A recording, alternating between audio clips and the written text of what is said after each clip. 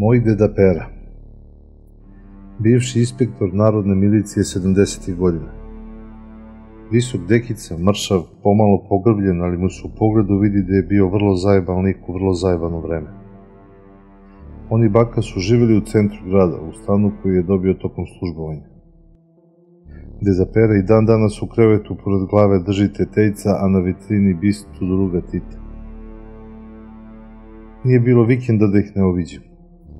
Znao sam da poradim, uglavnom u nedelju ujutru, pokupim dedu i onda celo prepodne šetali, zamlaćivali se i besciljno lutali po gradu.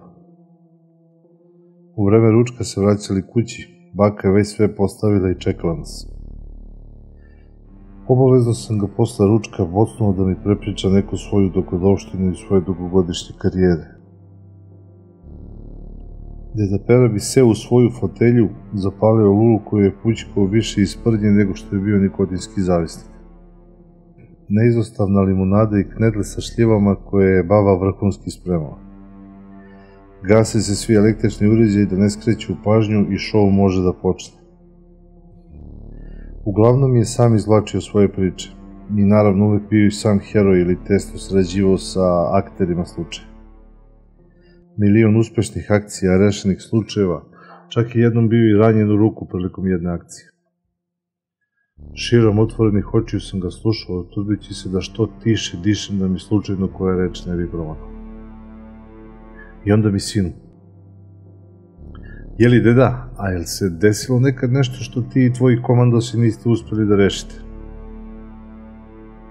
Zabaci svoj plateni kačket na potiljak, počeša se po glavi, ispusti veliki oblak dima iz svoje lule i reče: "Slučaj 44937.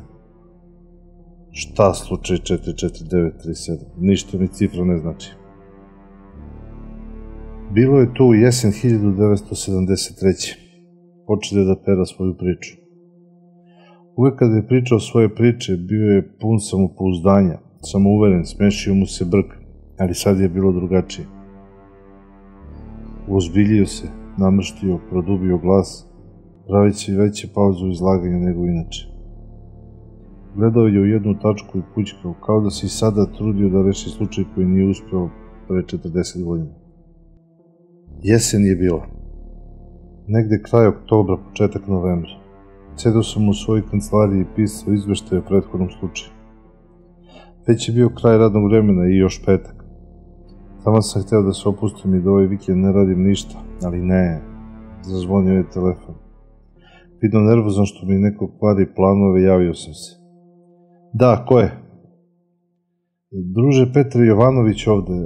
Načelnik je naredio da krenete sa nama na uviđaj, imamo neku mrtvu ženu." "U redu, silazim." U tom trenutku sam jako mrzao svog načelnika. Ušao sam u kola koje su me čekali ispred ulaza. Bilo nas je trojica. Pomenuti Jovanović, Petrović koji sve vreme usta nije zatvarao i ja. Krenuli smo van grada. Nisam se mnogo raspitivao kuda idemo, ali mi laknu kada sam video da idemo u neko selo. Tamo su lakši slučajevi, pomislih. Poubijali se oko međe, muž se napio pa ubio ženu, krađe stoke, zapalio komšiji štalu i to bi uglavnom bilo to. Siđo smo sa asfaltnog puta i krenuo smo ka nekom uzvišenju. Uzbrdica je bila tolika da je auto počeo da se guši. "Petroviću, jesi ti siguran, Rode, da znaš kuda idemo?" "Ih, druže Pero, zasumnjate u mene." "Sumnjam, zato i pitam." Uđo smo u neko selo. Tipično staro selo, stare oronule kućice i tek po koji kjer koji bi pojurio za auto.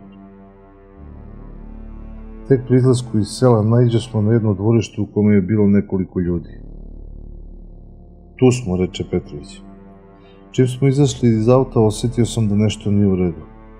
Neka čudna, sumorna atmosfera, već je bio i suton, a po izrazu lica prisutnih ljudi shvatio sam da nešto debelo nije u redu. "Dobar dan, ljudi." Niko mi ništa ne odgovori, samo su me gledali razrogačenih očiju. "Šta imamo ovde?" Samo mi je jedna žena pokazala rukom na ulazna vrata male kućice. Krenuh tamo.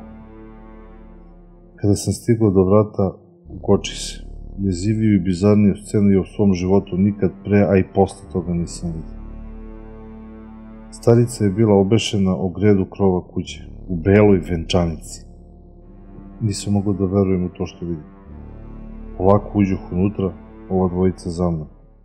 Prvo što mi je zapalo za oko bilo je to da ispod žene nema nikakve stolice ili medvine kojim bi mogla da se popne da veže kanap, a bilo je prilično visoko. Stvari po kući bile su razbacane, kao da je neko tražio nešto, kao da je opljačkan. Po zidovima su visile stare slike nekih ljudi, a na svakoj slici svima bile iskopane oči. Na zidu ugarkom iz starog šporeta napisan broj 44937, velikim brojevima. Uzeo sam svoju beležnicu i do detalja pisao šta smo zatekli još uvek u neverici. Rekoh ovoj dvojici da obiđu ostatak kući i podrum i da ako nešto vide čudno ili neobično, sumnjivo da me odmah pozovu.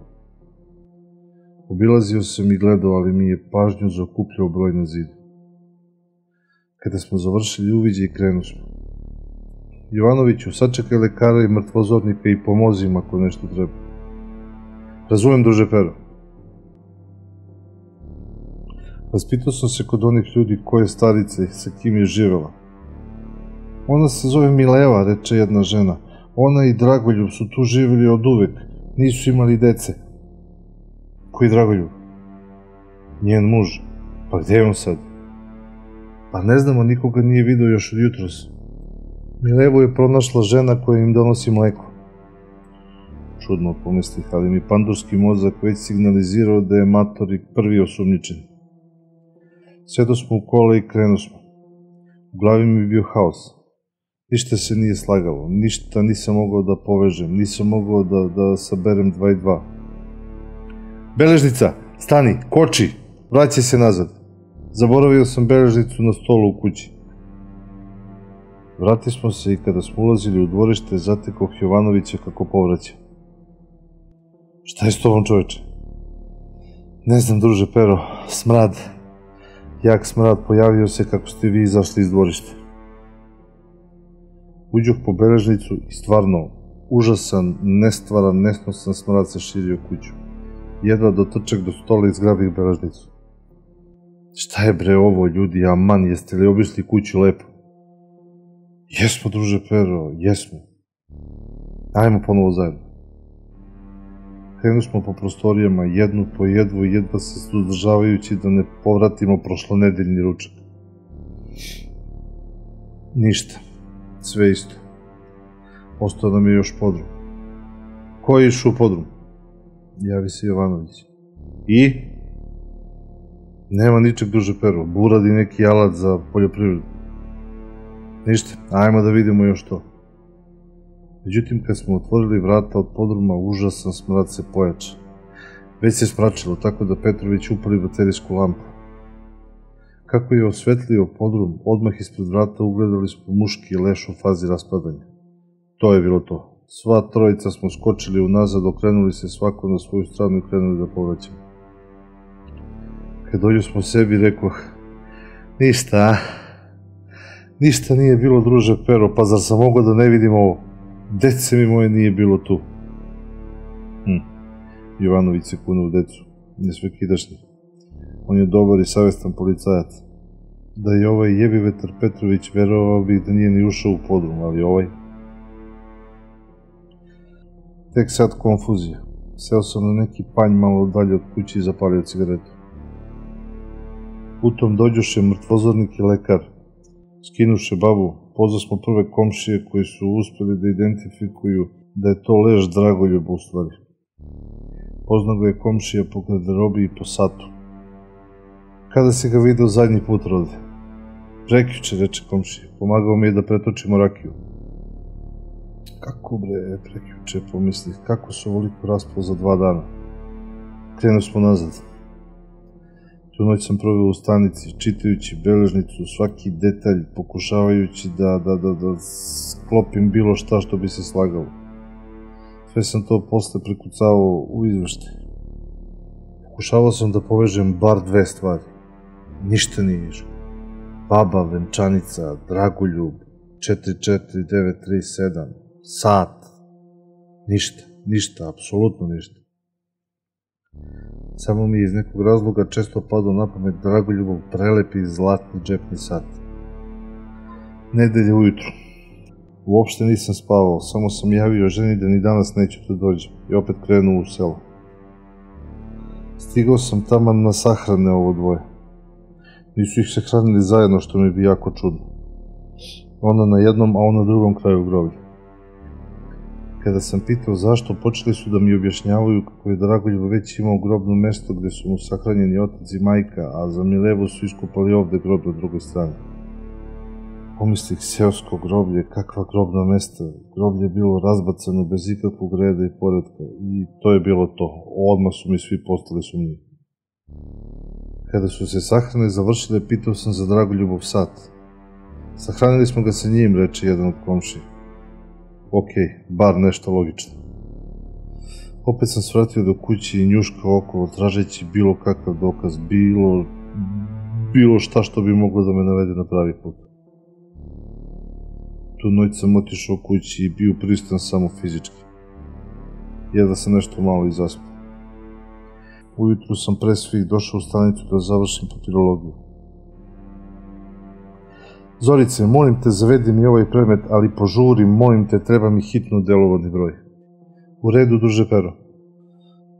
Kafa me je već čekala u kancelariji. Srknuo, zapalio cigaretu i u tom trenutku uđe Zorica sa predmetom. Kada sam video broj predmeta, naježio sam se. 44937. Zorice! Recite, kako si došla do ovog broja? Pa redom, druže Pero. Petak ujutru je broj bio 44920. Zavela sam 16 predmeta, a ovo je 17, znači 44937. Svojim očima nisam mogao da verujem. Slabo sam verovao u onostrano, ali ovo definitivno nisu čiste posle. Iz razmišljenja me preneo zvuk onog starog drndavog telefona. Halo? Druže Petre, molim vas da pođete s nama, morat ćemo da radimo ekshumaciju Mileve radi dopune dokaza. U redu, dođite po mene. Neverovatno zbunjen išao sam kroz hodnik kao sa pola mozga. U kolima niko ništa nije pričao. Stigli smo na groblje relativno rano ujutru. Kad smo prišli Milevinom grobu, šok. Kruna svega. Šlag na torti. Mileva je sedela na svom neraskopanom grobu kao da spava. Bila je u onoj istoj beloj venčanici koja je odneta u sobu za dokaze u stanici. Platnjavih stopala i šaka, a u ruci je držala Dragoljubov zlatni sat sa zlatnim lancem sa kojim je sahranjen. Kada sam to video, kao bez glave sam otočao do njegovog groba. Međutim ništa. Grob je bio netaknut. Vratio sam se i samo smo se zbunjeno gledali bez reči. Niko ništa. Odneli su Milevu na dodatnu obdukciju. Završili šta im treba, pokupili sve i ponovo je sahranili. Sad su sahranili sa njom. Posle toga više ništa nisam znao o tome. To je, sine moj, slučaj 44937. Jedini koji nikad nisam rešio, koji nikad niko nije rešio. A ja sam godinama posle toga s vremena na vreme obilazio grobove Mileve i Dragoljuba. I nikad ništa. Završio je da Pera svoju priču, a ja ostao u šoku, zbunjen kao nikad do tada.